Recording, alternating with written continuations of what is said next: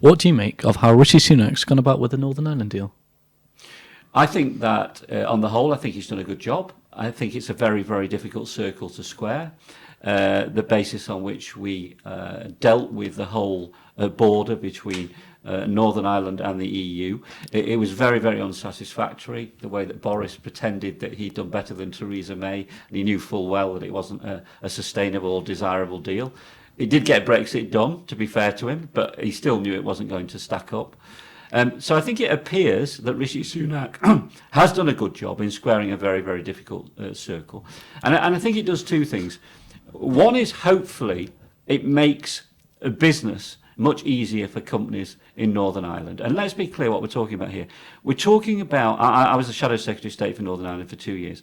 We're talking about a society which is only just coming out of conflict.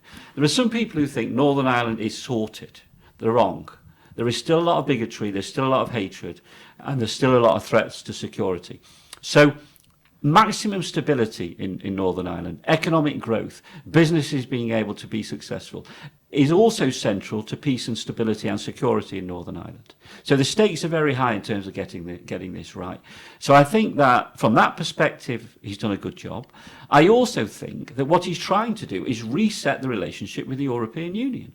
Rather than having this constant adversarial conflict and fights and taking pot shots at each other through the media, he's saying, even though we've left the European Union, and that isn't going to change, and nor do I believe it should, by the way, they are still our largest trading partner, and they are our partners in terms of Ukraine, for example. There are many other examples, and therefore we need an amicable, warm, positive relationship. They are not the enemy. And it's not in British business interests to view them as the enemy either, because they are our biggest market. Okay, so I think in those two ways, peace and stability and trade and business in Northern Ireland, and also our business interests, our trading interests, and actually our national security interests, fighting terrorism, fighting with other countries to support Ukraine, it's important we have a positive relationship with the European Union. Brilliant. I do sort of agree, actually. I do think we need to have a constructive relationship with the European Union. Full disclosure, I campaigned personally for Brexit, but what obviously, I certainly felt like, Boris Johnson's deal was much better than what Theresa May was coming across. That said, obviously the protocol, that was clear to everyone, that hasn't worked. The protocol has been quite damaging. Obviously having those checks, that drawing of the border down the Irish Sea, and for that to now have been relatively sorted. I agree. Actually, I don't think it will. The country will ever. It's certainly far from being sorted at this point. What I will say is that this is progress, and I think this is good progress on what needs to be done. There was a lot of doubts, and not just the political stuff, but from the economic arguments as well, and from just normal folk in Northern Ireland who are actually feeling, these extra checks, that the extra, the problems actually that this has come across.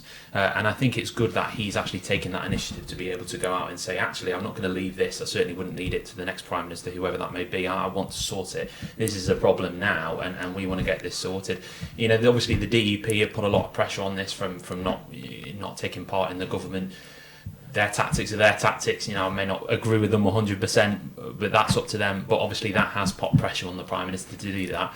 And in all fairness, fair enough, at least he has taken that initiative. I agree, I don't think he should view the European Union as the enemy. I may vote for Brexit, but I certainly never thought that. We do need to have a constructive dialogue and a conversation with our partners, and I'm just glad that this is that there has been some good progress on this.